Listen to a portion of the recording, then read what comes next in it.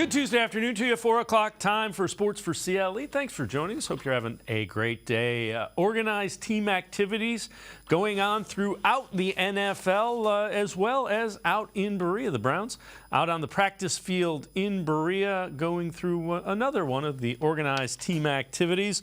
You see number one, that is one of the newest Browns, Juan Thornhill, all excited and ready to go. Also getting a look at Deshaun Watson throwing to Elijah Moore. Those provided by the Browns via Browns Twitter. Watson, Moore working on some timing. The Browns will also have organized team activities tomorrow, and that's where Mary Kay Cabot will be. Let's welcome in Mary Kay Cabot, Browns beat reporter for the Plain Dealer, as well as cleveland.com. Mary Kay, what are some of the things that you're going to be looking for at the organized team activities this week? You know, there are so many things that I'm looking forward to seeing. So many new guys that are going to be out there in Cleveland Browns uniforms. Some of them that I will be watching. New wide receiver Elijah Moore, who was traded here from the Jets. Can't wait to see the kind of timing he's getting down with Deshaun Watson. I'm anxious to see how is Amari Cooper faring coming off of his core muscle surgery. Can't wait to see Zadarius Smith and what he brings to that defensive line. Juan Thornhill. I mean, my goodness, let's get a look at Juan Thornhill at safety and what he's going to be all about. So, so many places to look, so little time. Yeah, and you know, it's kind of interesting. A lot of new faces. We'll talk about that a little bit later. This is from the 33rd team, which is former NFL executives, player personnel, coaches. So the question they ask, which wide receiver will thrive most with their new starting quarterback this season? You see, bottom right corner, that's Elijah Moore with Deshaun Watson, Garrett Wilson with Aaron Rodgers, Chris Olave, Derek Carr, Terry McLaurin, Sam Howell, and Nico Collins with C.J. Stroud. They're guessing Ridley with Trevor Lawrence. And again, it's kind of one of the things that we touched on. It's going to be interesting to see Elijah Moore and Deshaun Watson developing that chemistry from the get-go. Yeah, you know, I think he's just going to be a tremendous addition to the football team. He brings that quickness, that twitchiness that Deshaun Watson needs. And what I will be watching to see is, does he have that sort of natural chemistry with Deshaun? Now, we know that he went down to Puerto Rico with Deshaun and some of the guys and worked out. They all just got back from that trip that they were on last week. And, you know, so I'm sure that helped in terms of timing and whatnot. So really looking forward to seeing, you know, Elijah Moore's athleticism, his hands, and just everything about him. So I know you've addressed this on the Orange and Brown Talk podcast. How many receivers do you think could have 1,000 yards receiving for the Browns this year? Well, I think at least two. If we remember, the last time Deshaun played a whole season was in 2020, and he threw for 4,800 yards. So somebody's going to have to be getting 1,000 yards along the way. So I think there will be at least two, and who knows? I mean, David, it could be more than that. David Njoku could have 1,000 yards as well as a tight end. So three, you know, individual guys could get there, and then a number of other guys will probably have quite a bit of production. So I'm going to say for now at least two, but probably three. All right. Again, you've answered this in a Hey Mary Kay. I'm curious, which Browns position groups do you think are best in the division? So best in the AFC North. Well, there are a number that you can point to, and I'm going to say now you can put defensive line right up there. You can put offensive line right up there. You know, there are certainly others too. You can make a case for the secondary, and you know, running back, they're not as deep as they were obviously when they had Kareem Hunt here, but Nick Chubb I think is still the best running back in the AFC North. And yeah, so these are some, you know, positions that you can stack right up with any team in this division. So Friday, Jim Brown passed away, and I know you've written an article. You had an exclusive interview with the Haslams. Take us through that interview, as well as how you think the Browns could, or maybe even should, honor Jim Brown. Well, I think they will do something. Again, I talked to Jimmy and Dee Haslam about this. They will do something with the number 32, whether it's on the helmet or on the uniform, or maybe both in some fashion. So I think you can expect something like that. I actually might like it on the helmet. We all know that the Browns, don't do the helmet logo, but in this special instance, it might be a really, really good idea to honor Jim Brown in that way. I think what they would have to decide is, would Jim Brown want something on that helmet? Would he have wanted that? So they will be thinking about doing that, and they will do it in conjunction with his wife, Monique. And then, they'll probably do something in the end zones, something on the field that people can see. But then when I asked Jimmy Haslam about this, he did say that they plan to do something permanent, other than the fact that they have retired his number 32, and the fact that they do have that wonderful bronze statue outside of Cleveland Browns Stadium. Now, I did ask, would you think about naming this stadium after Jim Brown? And they kind of laughed a little bit and said that has not come up. So I don't really know if that's under consideration or not, but they will do something else in a permanent fashion. And it's important to remember that when the Haslams took over, they kind of brought Jim Brown back into the fold with the organization. Take us through that, and I know you wrote an article based on your interview with the Haslams about that. Yeah, that's mostly what my interview with them was about. The fact that Jim Brown was estranged. And I remember that period of time and thinking how sad it was that he was not part of the organization, that he felt disrespected by Mike Holmgren, who kind of demoted him at that time in 2010. And I really think that the Haslams, it was one of the best things that they did early on when they first bought the team, was to bring Jim Brown back into the fold, to give him an office upstairs, to make him feel respected and valued. And I just think it was tremendous that they were able to do that. Yeah, and he had his relationship with the players of today, it was really good. They almost universally respected Jim Brown. Yeah, they did. And he had kind of a special place in his heart for the, for the troubled player, for the William Greens and the Josh Gordons and even the Johnny Manziels. I mean, he kind of knew how to take those guys under his wing and make sure that they were doing okay along the way. He advocated for Josh Gordon, not only with the Browns, but with the NFL. So, he was a liaison sometimes between a guy who needed to kind of get himself together a little bit and the team.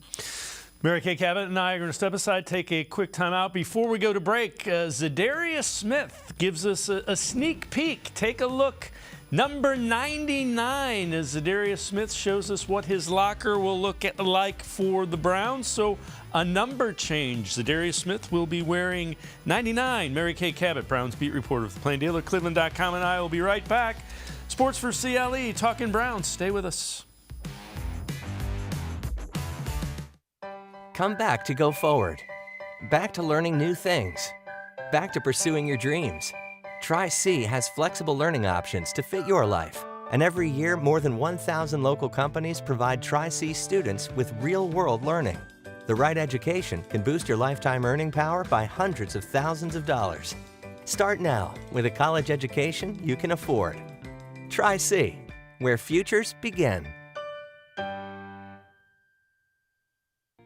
The Ohio Lottery Partners in Education program recognizes role model students and teachers from across Ohio. Nominations can now be done completely online. To nominate a deserving teacher or student, go to ohiolottery.com. In the About section, find Partners in Education. There you will find links to the nomination forms. Students kindergarten through 12th grade can be academic all-stars. Teachers can be honored as a Teacher of the Month. The Ohio Lottery Partners in Education, where stars shine. The Greater Cleveland Sports Hall of Fame celebrates the star athletes and notable sports figures who were born or have made their home in Greater Cleveland. It tells the story of discipline, commitment, perseverance, sportsmanship, and excellence in achievement.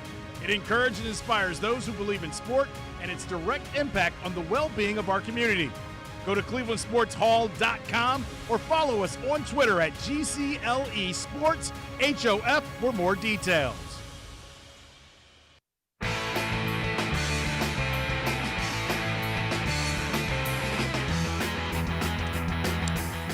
We continue talking Browns here on Sports4CLE with Mary Kay Cabot, Browns beat reporter for the Plain Dealer and cleveland.com. Mary Kay, I know you wrote an article. Take us through this. Browns defense figures to have several new starters. How many new starters? What do you think it all means for the defense? Well, I believe it will be at least 4 new starters on the defense. You're going to be looking at on the outside opposite Myles Garrett, either Zadarius Smith or Obo Okoronkwo.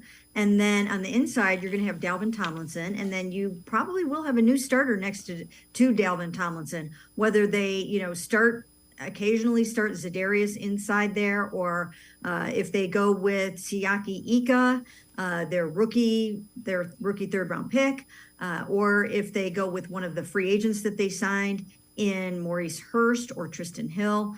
So these are some of the guys that are candidates to be in there. Jordan Elliott's going to have to try really hard to keep his starting job from last year. So that's what the defensive line probably should look like. And then that they'll have Juan Thornhill starting in place of John Johnson at free safety. And then from a third safety standpoint, you're going to have Rodney McLeod in there. And they're going to use 3 safeties a lot. So they're going to have 4 new, probably full-time starters, and then about 5 really regular guys that will be rolling in there most of the time. I know you've addressed this on the Orange and Brown Talk podcast. Why was the addition of Juan Thornhill so important, do you think? I think there are a lot of reasons why Juan Thornhill is important. And, I think one of the first things is the fact that, he brings a lot of leadership to that back end. He brings a lot of experience. He's been to 3 straight Super Bowls. He's won 2 Super Bowl rings. He knows what it takes to get there. You can already see on social media that he's bringing the heat. I mean, he's basically saying, we don't need any negativity around here. We've got places to go. So I just think he's going to be a very vocal leader in the back end. I think he's going to inspire some of the other guys to be even more leaders than they were in the past. So I just think he brings a lot from a talent standpoint. I mean, he's also a ball hawk. I think that's important. That's very important. They don't get enough takeaways in the back end. And I think he's going to be one that will get his hands on some footballs. So I know a viewer asked you this in a Hey Mary Kay as well. What do you think Joe Woods would have done with the talent that was added this offseason to the defense? I think that Joe would have fared very well with a defense of this caliber and with all these talented football players. He had a tough row to hoe there with Jadeveon Clowney was very unhappy. The 2 tackles inside, just did not play as well as anybody hoped that they would. Jadeveon Clowney, Myles Garrett flipped his car early on in the season, and he wasn't himself for a while. You had one linebacker going down after another last season. You have some guys in the back end that weren't particularly thrilled with their roles. And so, it was just a disjointed defensive performance. And I just think it's going to be a lot better this year. And I think Joe would have had a much better time with them this year, too. Yeah, the linebacker was, it started with Anthony Walker, and then they just couldn't keep guys healthy. Along those lines, 7 players set for a breakout season in 2023. This is according to CBSSports.com. And one of those 7, they say Jeremiah Owusu-Koramoah. The Browns made additions on the defensive line, Dalvin Tomlinson, Zadarius Smith, which should open things up for the linebackers. Additionally, Browns have made what I believe is a good hire at defensive coordinator, Jim Schwartz. Schwartz doesn't blitz at a high rate, but relies on his defensive lines to be disruptive and apply pressure on the quarterbacks. I think that is good for JOK. And Mary Kay, I've said it since they hired Jim Schwartz. JOK is one of the guys I'm really curious to see how he performs in this defense.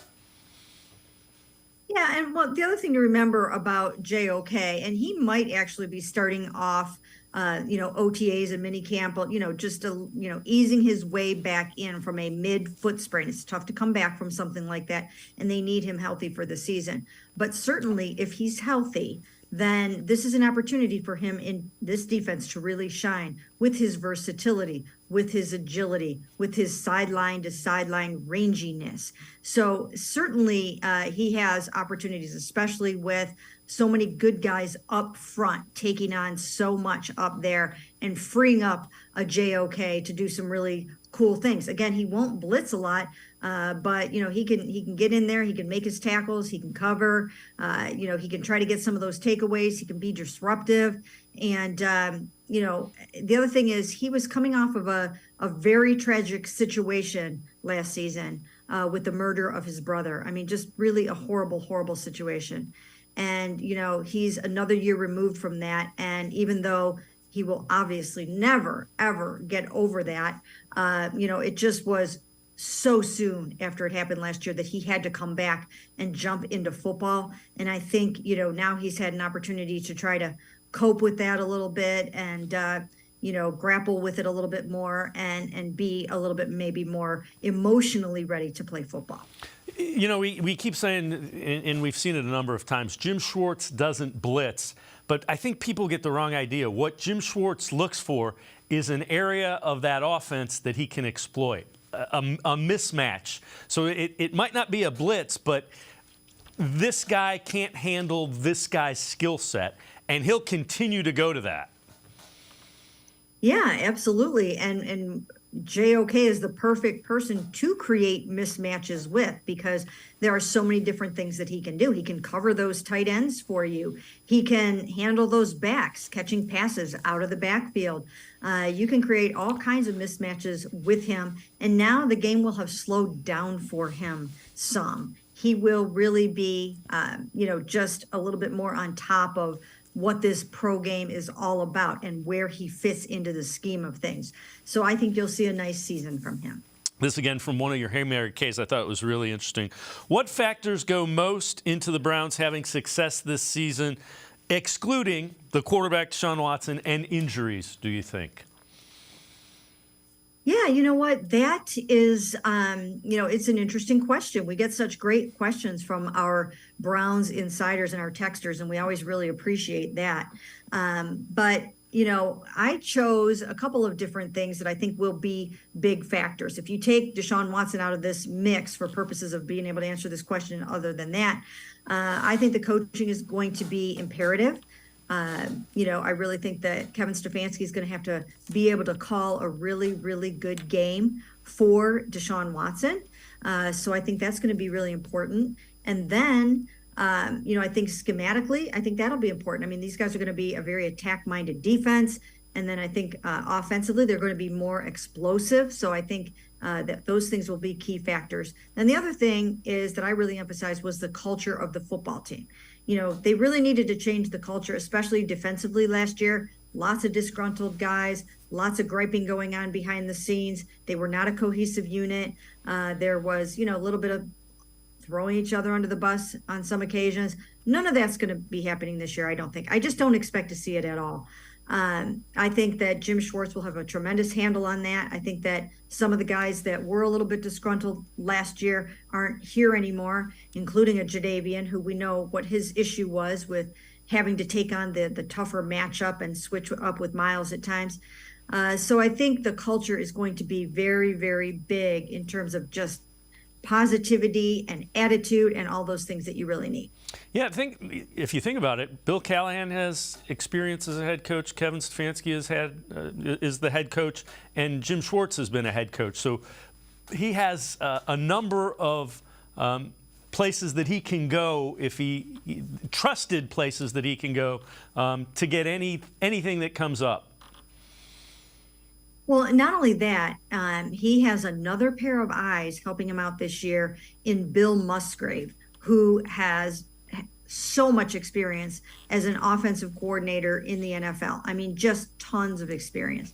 And he is going to kind of be Kevin Stefanski's right-hand man in that regard as the senior offensive assistant. And I think it'll help in many regards, not only during the week, but on game day. I think that he probably will see things on game day that he can help with in terms of in-game adjustments. So I think he's just another tremendous addition. All right, before we head to break, how good is the AFC North? You see the rankings, and it's ranked as the toughest division. Is this as good as it's been? I think so. I think it's as good as it's been since the Browns came back. I mean, you can put Deshaun Watson right up there with Joe Burrow and Lamar Jackson. So from a quarterback standpoint, I mean, they've got three of the best in the AFC or in the NFL. The Steelers, we know that they're always tough, no matter what. Even though Kenny Pickett is just heading into his second season, that's a football team that you can never count out. So I think it's going to be a fight to the finish. And boy, is it going to be interesting to see how the Browns actually start the season this year with those three AFC North games in their first four. Yeah, Browns, Steelers, Ravens, Bengals, they play each other 6 times each. It is going to be a battle for sure. Mary Kay Cabot and I are going to step aside, take a quick time out. Other side of the break. Bleacher Report has top 5 sleeper teams. Are the Browns in there? We'll tell you when Sports for CLE continues. Stay with us. Come back to go forward. Back to learning new things. Back to pursuing your dreams. Tri-C has flexible learning options to fit your life. And every year, more than 1,000 local companies provide Tri-C students with real-world learning. The right education can boost your lifetime earning power by hundreds of thousands of dollars. Start now with a college education you can afford. Tri-C, where futures begin. The Ohio Lottery Partners in Education program recognizes role model students and teachers from across Ohio. Nominations can now be done completely online. To nominate a deserving teacher or student, go to ohiolottery.com. In the About section, find Partners in Education. There you will find links to the nomination forms. Students, kindergarten through 12th grade, can be academic all-stars. Teachers can be honored as a Teacher of the Month. The Ohio Lottery Partners in Education, where stars shine.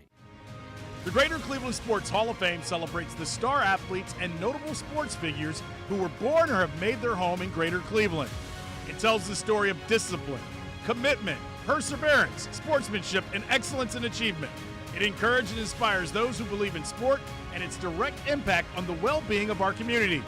Go to clevelandsportshall.com or follow us on Twitter at GCLE Sports HOF for more details.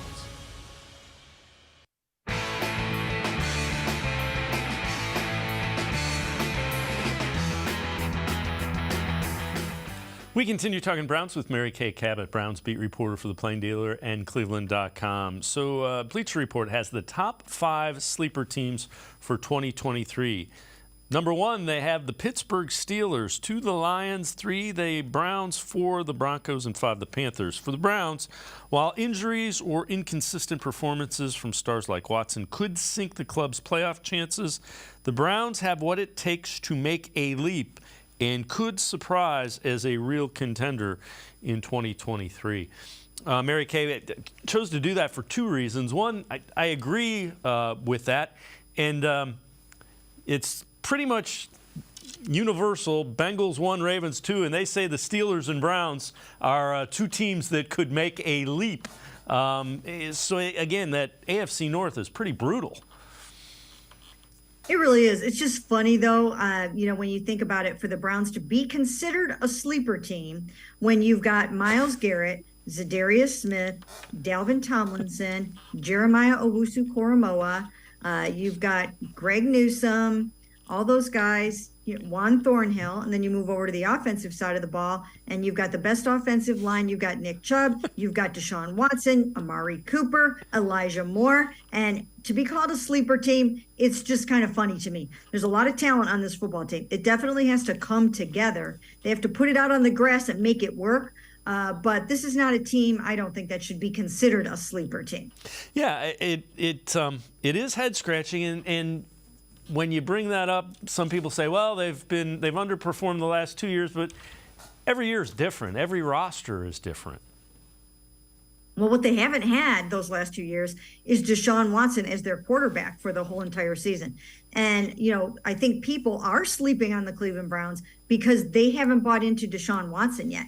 They don't believe yet that he is the quarterback that he used to be, that 3-time Pro Bowler, the player who led the NFL in yards in 2020. They don't believe that he is that. And some of that is because of the off-the-field stuff. Some people don't want to believe that. But I think that's a huge part of the issue, is that people just are are not really ready to believe that Deshaun Watson can be the Pro Bowler that he is. Yeah, along those lines, NFL GM rankings. This is from NBC Sports Edge, and I include this because I'm really scratching my head with this one. They have Howie Roseman of the Eagles number 1, Andy Reid, Brett Veach of the Chiefs 2, Kyle Shanahan, John Lynch of the 49ers 3. They have Andrew Berry at 18, and so the question that they have here is Andrew Berry going to be defined by a move he didn't even make, because there are ownership moves in quotation marks. And then there's what Jimmy Haslam did with Deshaun Watson. That's not to say there's evidence Berry was against it. It doesn't matter anyways. Watson is defining everybody's future in Cleveland.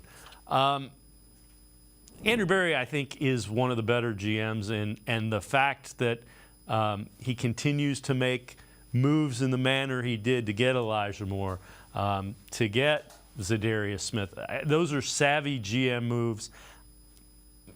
Just your take on him being ranked, in the bottom half. I think it's absurd. Well, first of all, I think it's a misconception that was a Jimmy Haslam move. I just don't agree with that. I think that there's no way that move happens unless Andrew Berry either came up with it on his own to start with, or if that's just not Jimmy Haslam's not running the football team. So I don't know where people are getting that notion. Now, of course, Jimmy Haslam had to sign off on $230 million guaranteed. That's where he had to step up and completely open up the pocketbook. But for this to be a move that Jimmy Haslam came up with and tried to talk others into, that's not how this went down. So I just can't agree with that. So let's start there. But then, I just think that, let's see what Andrew Berry can do or has, and Kevin Stefanski too, now that it's all going to be on the field together. Nobody has had that yet. Nobody's had a season in this regime yet where they had that elite quarterback. They made the playoffs in 2020 with Baker Mayfield, but, this is the first time everything is kind of, all the pieces and parts are in place at the same time. Along those lines, are Kevin Stefanski and Andrew Berry joined at the hip if the team falls short of expectations? And I know, again, this is from one of your Hey Mary K's. I don't think they are. I don't think it's they're not joined at the hip. If the Browns decide that somebody else should be the coach of their football team, it doesn't mean they're going to blow up the whole front office and that Andrew Berry has to go as well. I don't think so. And probably vice versa. I mean, if they feel down the road somewhere that they need to do something else in the front office, it doesn't mean that Kevin Stefanski has to go. I mean, those guys didn't come in on the same day. Andrew Berry was actually hired after Kevin Stefanski, even though he was in full support and would have been in full support and would have hired Kevin Stefanski. It doesn't mean that those guys are a package deal and they have to either come and go together. The other thing, and we kind of touched on it, this is really the first time this season that Kevin Stefanski will have, I'm assuming he's anxious to get Deshaun Watson. You had Baker Mayfield, and they did really well the first year. Then Baker Mayfield was hurt. Then it was 11 games of Jacoby Brissett and Deshaun Watson, who hadn't played in 300 days, 700 days for 6 games. Is this really almost a clean slate, if you will, or a fresh start? Yeah, I mean, it's a fresh start in some ways. I really think the thing, to remember with Kevin Stefanski is now he has a quarterback that doesn't have any limitations. They can do anything they want in terms of play calling, in terms of scheme, in terms of no huddle, downfield throws, RPOs. I mean, you name it, they can do it. There are no limitations on Deshaun Watson. His arm talent is exceptional. And they're, devising ways to really take advantage of that and maximize his strengths. So I do think that in some ways it is an opportunity to hit the reset button a little bit over the last 2 years. All right, before I let you go, this roster is obviously good. How good do you think it is? Well, it's the best roster that I've covered since 1999. And I'm saying that because it's got everything. It's got a little bit of everything. Again, talent doesn't equate to victories. We know that. But now they have the quarterback to go along with everything else. Of course, he has to play up to his capabilities. They have to coach him up to his capabilities. They've got to get everything right out on the field. But they have that now. They have that in place. It's the best quarterback that they've had since 1999. So that alone, leads it to be the best roster since 1999. But they have everything else. I mean, now Myles Garrett has a couple of other really good defensive ends to go along with him. They're very strong in the back end. They still have the best offensive line, or one of the best offensive lines in the NFL. They still have Nick Chubb. So I would rank it right up there with the best I've covered since they came back. The other thing is there's going to be quite a few new faces as well for a team that was pretty talented to begin with. Yeah, I mean, you look at the offensive side of the ball alone, and you're looking at 4 new pass catchers for Deshaun Watson. And of course, we're talking about Elijah Moore and Marquise Goodwin and Cedric Tillman, Jordan Akins, tight end. So, you've kind of, you haven't completely overhauled the starting lineups, but you really have, you've added a ton of talent to both sides of the ball. Mary Kay Cabot, Browns beat reporter for the Plain Dealer, as well as cleveland.com. As always, thanks so much for the time and the insight. Appreciate it very much, Mary Kay. Sure, thanks for having me. Mary Kay Cabot, make sure you check her out. Pages of the Plain Dealer, cleveland.com, always the best Browns coverage. We're going to step aside, take a quick time out. Other side of the break, Scott Petrak, Browns beat reporter from the Elyria Chronicle-Telegram. Straight ahead, we're still talking Browns. Stay with us. Come back to go forward. Back to learning new things. Back to pursuing your dreams. Tri-C has flexible learning options to fit your life. And every year, more than 1,000 local companies provide Tri-C students with real-world learning. The right education can boost your lifetime earning power by hundreds of thousands of dollars. Start now with a college education you can afford. Tri-C, where futures begin. The Ohio Lottery Partners in Education program recognizes role model students and teachers from across Ohio. Nominations can now be done completely online. To nominate a deserving teacher or student, go to ohiolottery.com. In the About section, find Partners in Education. There you will find links to the nomination forms. Students kindergarten through 12th grade can be academic all-stars. Teachers can be honored as a Teacher of the Month. The Ohio Lottery Partners in Education, where stars shine. I am powerful beyond my wildest imagination. I will define my future. I will keep challenging myself to improve. Because I am a future leader of this great nation. I will be responsible for raising a beautiful family. And educating not only my generation, but many more to come. I will make a difference in my community. And I will stand up for what I believe in. I will not settle for simply chasing my dreams. I will achieve them. Because I was given a chance. An opportunity. A home. At Family, Career, and Community Leaders of America. The ultimate leadership experience. FCCLA has been one of the greatest experiences of my life. It's made me who I am today. Join us. We'll build a new future together.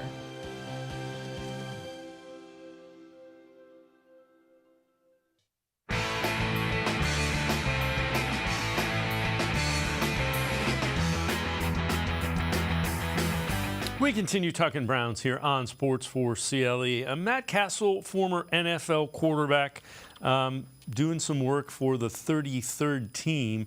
That's former NFL players, front office types, head coaches. Talking about if he feels Kevin Stefanski, Browns head coach, might be on the hot seat. Kevin Stefanski, if he doesn't get a shot to move on after this year and still be the head coach of the Cleveland Browns, I think that they're nuts. I was with Kevin Stefanski when I was with the Minnesota Vikings, and he's a special coach. I mean, he's got such a great football mind. He relates to the players really well. But when you look at him, I mean, just a few years ago, when his first year there, he's the Associated Press Coach of the Year. He took that team to 11-5. Was the first time since 2002 that the team made the playoffs. Comes back the next year. Baker Mayfield had the labrum. They don't make the playoffs. Was a disappointing year for them. They weren't able to build off that momentum they built off of his first year. And then the trade happened, and we all know Deshaun Watson was out for the first 11 games of the year because of the suspension, because of the off-the-field issues. Jacoby Brissett did a remarkable job stepping in. But again, this is the year in which we'll see Kevin Stefanski hopefully get Deshaun Watson back into that Pro Bowl form. And if he can do that, I mean, I think his tenure could be extended for a long period of time. Let's welcome in Scott Petrak, Browns beat reporter for the Elyria Chronicle-Telegram, as well as BrownsZone.com. Scott, if he gets Deshaun Watson the way he was, this is a team that, I mean, there's no limit to where they could go. Yeah, that's 100% right. And I get everything that Castle was saying about Stefanski, right? I don't think he's any dumber than he was when he got here, and I think he was been a smart coach the whole time. I think, at least my opinion, he does a good job calling plays. I know some fans would disagree with that, but I think he's done a good job in that area. Having said that, and I think he's respected across the league, but having said that, reality is they've had a pretty good roster the last couple of years. I know the issues at quarterback. And they missed the playoffs. And the way this league works, if you miss the playoffs 3 years in a row, it's tough for a coach to keep a job. So I'm not saying he's on a crazy hot seat. I'm not saying the Haslams are, preparing to make a move. I just think the realities of the situation are, if the Browns miss the playoffs this season, there would be questions about Kevin Stefanski's job security. Yeah, I think that's absolutely fair. As we talk about this, I mean, my mind wanders. How good does Deshaun Watson have to be? I don't know that he has to be a Pro Bowl good. He has to be able to make plays late in games when you need a play to be made. Yeah, I think that's a great point, Dave. That's going to be key, is making those plays in the end of halves and end of games. Because the NFL comes down to so many close games, and the best quarterbacks, make a difference in those critical moments. I'm kind of with you. The way Andrew Berry's built this roster, I think it's less dependent on Deshaun Watson than maybe it will be even in the future when the salary cap is a bigger issue and, some of these bills that they pushed on the road come into pay. So I just think he needs to be good. I think he needs to be close enough to the quarterbacks he's playing, whether it's Joe Burrow or Lamar Jackson or Aaron Rodgers, whoever it is. I think Deshaun Watson has to be close enough that the rest of the roster can fill that gap. Yeah, you know what? That's a good way to put it. This from the Bleacher Report. NFL players primed to make all-pro leaps in 2023. And they're going with Nick Chubb. And I guess the thought process is accurate, though. Chubb will probably handle the lion's share of the touches out of the backfield until one of the Browns' backup running backs proves capable of making the most out of limited action. In all 3 seasons under Kevin Stefanski, Cleveland is ranked top 9 in rush attempts, which gives Chubb a shot to rack up eye-popping numbers. So it sounds kind of silly when you say, yeah, Nick Chubb may make an all-pro leap, but the thought process is he's going to get, the touches that maybe Kareem Hunt was getting, or at least most of the touches Kareem Hunt was getting. Yeah, I kind of disagree with that. I just don't see a huge leap in the amount of touches he's going to get. I just don't. Whether it's 18 or 19, whatever he averaged last year is right around there, I think. I can't see the Browns saying they're going to get the ball in his hands 25 times a game. That's just not what they've done. I don't see anything pointing to that direction. I expect them to throw the ball more, especially early in games this year, than they have. So I would think Chubb's runs and touches come, kind of once they get a lead. I mean, that's the hope, is they get a lead, then they can turn the ball over to, Nick Chubb. So I'd be stunned. I mean, he ran, I don't know how many yards he ran for last year, but 1,500, something like that. For him to make an all-pro jump, that seems like a lot to ask. It does, as you say that, it does seem against what this coaching staff and believe. They don't want to give one guy, an additional 100 carries because of the toll that it will take on him. Right. And who knows? I mean, I get the point that you don't know what your own Ford is.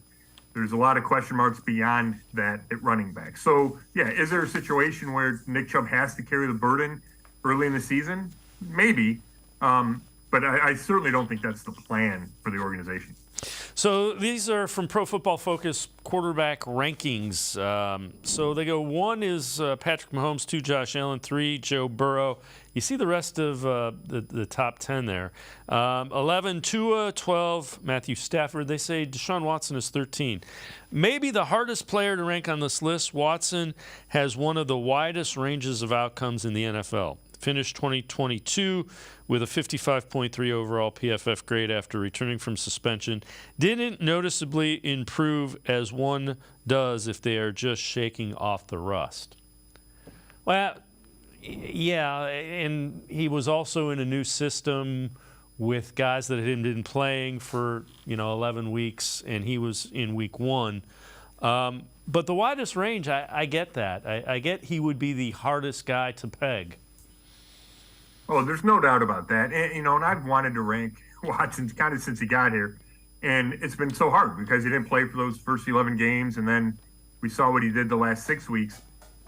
It's interesting. I just did the rankings, and I think I had him 9th, and that's expecting a bounce back, right? It has him ahead of Cousins, ahead of Stafford, ahead of Tua. And the reason I say that is not based on anything he did last year. It's based on what he did with the Texans, the fact that he's still young.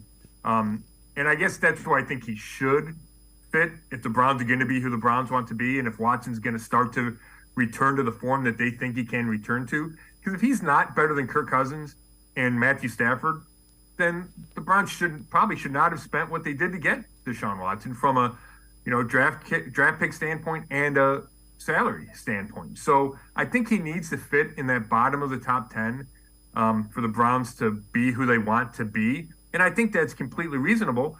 He fits in there with Dak Prescott, and that list had Herbert a little higher than maybe I would, just because I think he's still a little bit unproven. But Trevor Lawrence, right? Like, it feels a little premature to rank Lawrence ahead of Watson, but I understand it if you're basing a lot of it on 2022. Yeah, and the other thing is, don't forget, the offense was not designed around his strengths because he didn't play the first 11 games. So I think he's hard to rank because there are so many variables. It's not just the rust. It's what is this offense going to look like? Are they going to let him do the things that he does really well that they couldn't really have him do because Jacoby Brissett couldn't do him the first 11 weeks last year? Yeah, I think that's completely valid, and that's one area that's probably not in Watson's control. Now, an area that is, and I think we talked about this, Dave, is his performance inside the pocket. That's not where it needed to be. And maybe that's just the last thing to come back when you haven't played football in 700 days, right? But he needs to be better from the pocket in order to be as successful as the Browns believe he can be outside the pocket, right? And off schedule. You still need to perform inside the pocket. So for me, that's the biggest question mark. And, I don't know if that gets proven until you get to the regular season, just because you don't have the traffic in the preseason. You don't have the, in training camp, the quarterback's not worried about getting hit. But I think he needs to regain a level of comfort in the pocket that I believe he had when he was with the Texans. Yeah, I agree with you wholeheartedly. All right, before we go to break, most productive outside wide receivers. This also from Pro Football Focus. Amari Cooper is one of them. Percentage of snaps from a wide alignment, 75. Yards per route run, 2.06. Averaged 2.06 routes run in 2022, second highest mark of his career, trailing only his 2019 season in Dallas. Cooper put up 668 yards against single coverage last season, top 5 among all wide receivers, and wasn't completely healthy at the end of the year to boot. Yeah, certainly. I was really impressed with Cooper a year ago. On the field and off the field, but we're talking about on the field. And, I just think he lived up to that billing as a number 1 wideout. And I get it. He's not Jamar Chase, right? He's not Jefferson with the Vikings. But he's really good. And I think he's reliable and sure-handed, obviously. They mentioned what a great route runner he is. And I think it's important that those numbers that they use, that it reinforces that he's not on the downside of his career, right? He's getting older. I think he's approaching 30 at some point. But if you put up those numbers like he did last year, and it had been, 3 years since he had put up a higher number, I think that's important when you evaluate just how good he can be in 2023. It'll be interesting to see how he and Deshaun Watson operate for an entire season as well. Scott Patrick and I are going to step aside, take a quick time out to the other side of the break. Head to the voicemail of Truth and Reason, talk a little bit about OTAs, which are underway out in Berea. Sports4CLE will be right back. Stay with us. The Ohio Lottery Partners in Education program recognizes role model students and teachers from across Ohio. Nominations can now be done completely online. To nominate a deserving teacher or student, go to ohiolottery.com. In the About section, find Partners in Education. There you will find links to the nomination forms. Students kindergarten through 12th grade can be academic all-stars. Teachers can be honored as a Teacher of the Month. The Ohio Lottery Partners in Education, where stars shine.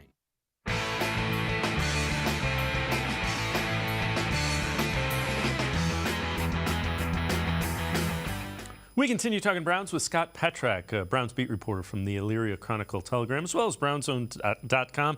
Let's head to the voicemail of Truth and Reason. Hey, guys. Dan in Maryland. I was wondering what any of you who've seen and had eyes on Hassan Hall or UDFA out of Georgia Tech by way of Louisville and what you might think of him. I was watching a highlight film of him from his college days, and I've been following the Browns for over 45 years, and in terms of speed, acceleration, ability to change directions, and overall elusiveness, the former Browns running back that he reminded me the most of is Eric Metcalf. Not saying he's going to be Eric Metcalf. I'm just saying that's who he reminded me of a little bit. Please go ahead and tell me I'm crazy and try and talk me off my ledge. But I just want to know what some of you guys have actually had a chance to get eyes on him and think of him. Anyhow, keep up the good work. Go Browns. As always, appreciate all of the voicemails. Scott, there's going to be an opportunity for somebody to show some stuff in that running back room. They haven't brought in a veteran yet. You've got Nick Chubb, Jerome Ford, John Kelly, and then somebody's take control. Somebody. Yeah, I think the caller makes an interesting point. I believe the Browns gave Hassan a pretty good signing bonus, when he was one of the undrafted guys, which usually means that they believe there's a future there. Now, I didn't spend a ton of time watching him in rookie camp. I spent a lot of time looking at the O-line the first day with DeJuan Jones.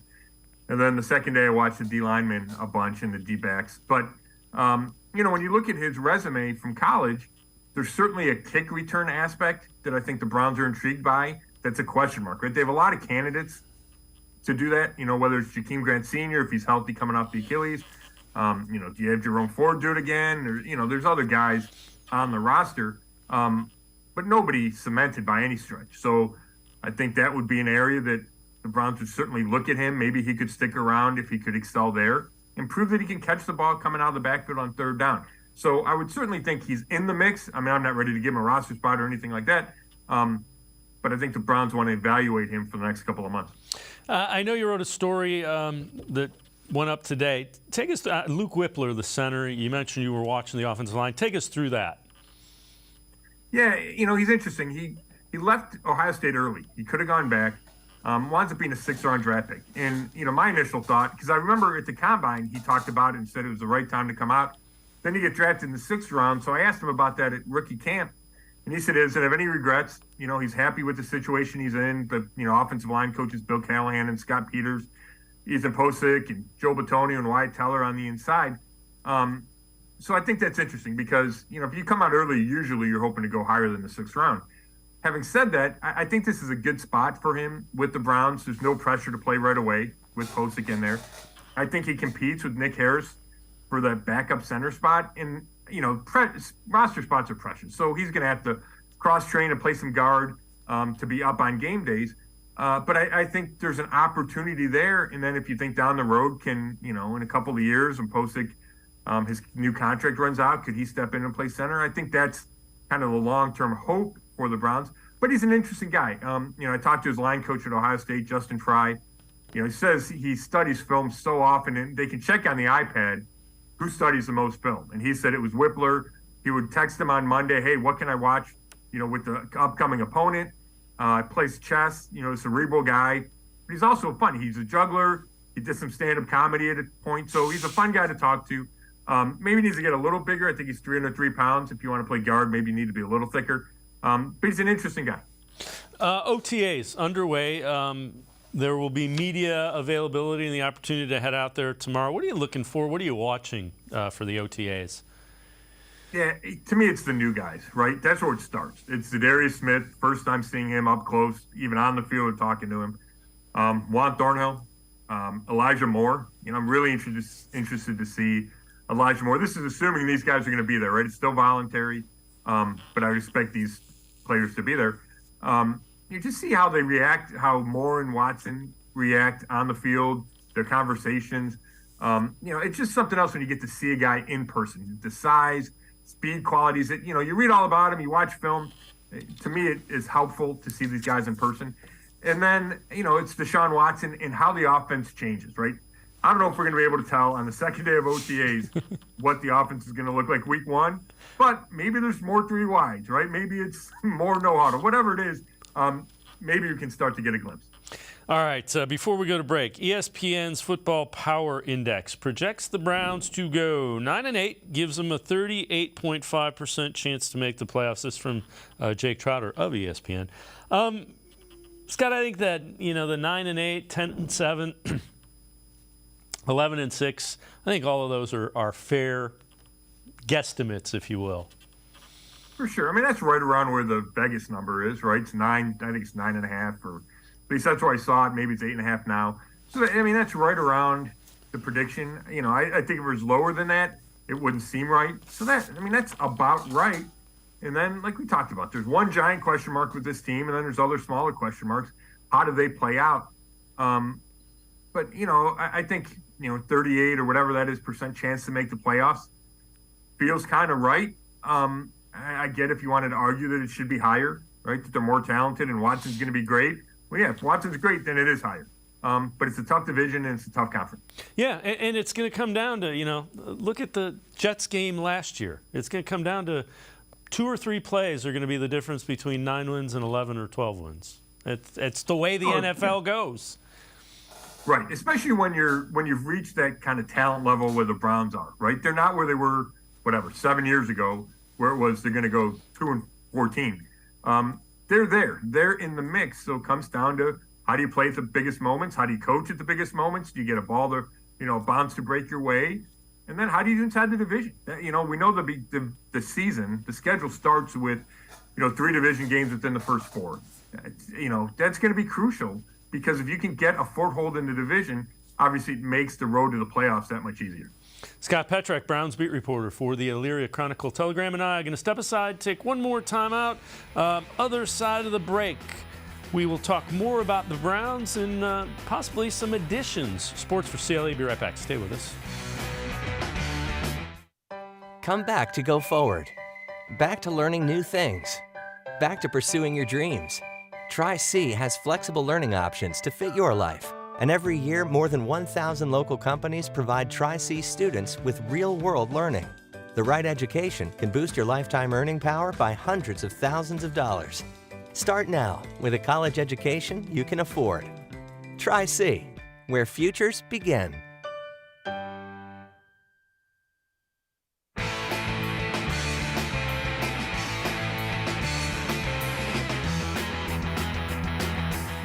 We continue talking Browns with Scott Petrak from the Elyria Chronicle-Telegram as well as BrownsZone.com. So this is interesting. This is from Warren Sharp. Touchdown scored on the opening drive from last year. Most in the NFL, the Eagles and Vikings at 8. Nobody had 7. The Bengals, the Seahawks, the Browns, and the Titans all with 6. Scott, I found that really interesting, and those first drives are usually the ones that are scripted. So the fact that they had that much success, first drives and not much, that's something that's got to get corrected. Yeah, obviously not the beginning part, the rest of it. It's a kind of a double-edged sword. You think, okay, that's a nod to Kevin Stefanski, right? He scripts these plays. He spent all week working on the opening, 15, 20 plays, and then they're successful. And that's, a feather in his cap. But then you have to be able to keep that up. You have to be able to adjust in game. And I think it's a philosophical question. Like, you can coach your guys up for that thing and for that opening possession, let's say. But after that, how much does it come back to talent, maybe, right? Because the other team realizes what you're going to do. You can't fool them anymore. You can't surprise them. So then it becomes a talent issue. So I think it's both. I think it's a player issue. I think it's a coach issue. But I do think it proves that Kevin Stefanski I think that's another kind of nod toward him knowing what he's doing. Because if you can design a really good set of plays that work, it speaks to you understanding what you're seeing on film and getting the guys ready. Now, it's not perfect, but I do think that's a good sign. Yeah, absolutely. It's how you adjust off of that, and it could, again, come down to quarterback play. Can your quarterback make the adjustments in game that you need him to? This is from Pro Football Focus. One reason each team will or won't make the NFL playoffs. Browns, they say, won't make the playoffs. Reason, tough division. Browns could easily be projected as a playoff team, but all 4 AFC North teams might just beat up on each other too much for more than 2 to make the postseason. And I think that's a valid possibility and a valid thing. There isn't a whole lot that separates the Browns, Bengals, Ravens, and Steelers. No, and if you look at the divisions that get 3 teams in the playoffs, I mean, it's happened before. It's happened in the North, but that's usually when the Browns were kind of the doormat, right? So everybody gets 2 wins in the division against one team, and it props them up. But if everybody in the North goes 3-3, then it's going to be awfully hard for even 2 teams, let alone 3 teams, to make the playoffs. So I go back to what we were talking about earlier. That's why the in-division games are going to be so important. If you can get that leg up and go 4-2 and maybe start off 2-1 or 3-0, obviously would be perfect. Inside the division, I really think that will go a long way, just because not only is the division tough, but like we talked about, the AFC as a whole is really difficult. You got to find your wins somewhere, and inside the division's a place to find them. Yeah, and so they have the extra preseason game. That isn't necessarily the advantage that I think it is. I think it's the extra week of practice that gives you the advantage. You can start training camp, a week earlier because you're part of that Hall of Fame game, and you've got to do well in those first 4 games. Oh, there's no doubt. And I wouldn't expect Kevin Stefanski to have a significant change in how he uses guys in the preseason. I just think philosophically, organizationally, they have a belief that you don't want to see guys get hurt in the preseason. So they play their best players minimal snaps and kind of bubble wrap them for week 1. But I would leave the door open for that being a little different this year, given the early division games, given the early games at home, 4 out of your first 5, given an early bye week even. Maybe you feel like, hey, we can go a little harder on these guys because we have an early bye week. So it's going to be interesting to see how Stefanski handles that. But I think you're right. I mean, the week of practice, it's more important than if they get 10 reps, in the Hall of Fame game, right? Like, I don't think anybody's going to play in the Hall of Fame game anyway, but get my point, that even if they get 10 extra reps in week 2 or week 4 of the preseason, that's not going to be as significant. Now, the issue with having an extra week of practice is you have to manage the guys because boredom sets in, frustration sets in with that extra week of training camp. Yeah, and you don't want them getting beat and more beat up as well, without question. All right, a couple things before we go. Potential roster cutdowns the Browns should monitor. Now, there's some thought that Cordell Patterson of the Falcons could end up being cut. Remember, they drafted Bijan Robinson. They have Tyler Algier. So Patterson had 1,313 yards, 14 rushing touchdowns, 670 yards receiving, 5 receiving touchdowns his past 2 years, 73 receptions. Again, if you can get him cheap enough, is Patterson a guy that you look at if you're Andrew Berry and the Browns? Well, from a skill set perspective, certainly, right? I mean, he could be your number 2 without even thinking about it. He was better than Kareem Hunt was the last 2 years. I don't think there's any argument there. He can catch the ball out of the backfield. He's a former receiver. He's great. I think he's the all-time leader in kick returns. So there's a lot to like about that skill set. Having said that, I don't know, and I just don't know this. Would he be willing to come in and be the number 2, right? A clear-cut number 2 who gets whatever, 1 series a half and is the number 1 back and then plays on 3rd down. If he is, and you can get him cheap, then yeah, I would certainly explore that. It just feels like he might get more opportunity somewhere else. Yeah, I can't argue with that at all. All right, before I let you go, this is another one, CBS Sports. Landing spots for DeAndre Hopkins, and they say the Browns. They list him at 6. Browns aren't exactly loaded with cap space, projected $7 million, short on 2024 NFL draft ammunition. However, they've got a clear need for better depth behind Amari Cooper, plenty of picks in 2025. Again, it's from CBS Sports. I don't see that happening. I just don't see that. No, me neither. I mean, the connection with Watson is clear. But, you know, and yeah, he's an upgrade over Donovan Peoples-Jones, right? He's probably an upgrade over, he might be an upgrade over Amari Cooper. I don't know. But, you know, the Browns made so many moves at receiver already. They trade for Elijah Moore. They signed Marquise Goodwin. They draft Cedric Tillman. That just feels like a move that they don't have to make. And I think it would be pricey. You know, unless he says, hey, that's where I want to play. I want to be reunited with Watson. I'll play for the minimum. Then, okay, sure.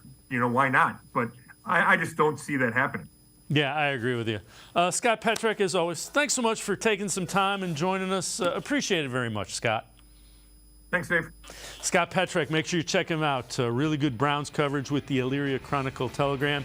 Check him out on the internet, brownzone.com. It's going to do it for this edition of Sports for CLE. We'll see you back here tomorrow at 4 o'clock.